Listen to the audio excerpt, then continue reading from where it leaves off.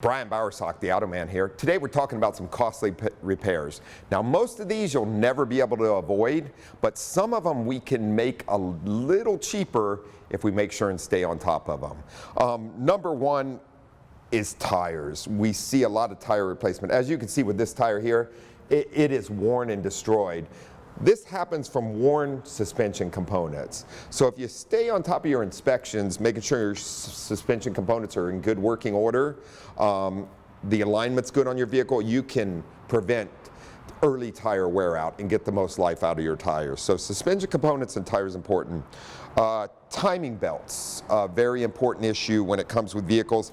This is a maintenance issue. Replacing the timing belt with the proper components can prevent failure of the timing belt, and doing so can prevent expensive engine repair. So important to stay on top of that too. Brakes are a big issue when we're talking about worn out components. By replacing worn brake pads and rotors prior to severe wear or metal-to-metal contact, you can save components such as brake calipers, overextended hydraulic systems, items like that will cost you more in the long run. Make sure and get your vehicle in and have it looked at by a qualified facility.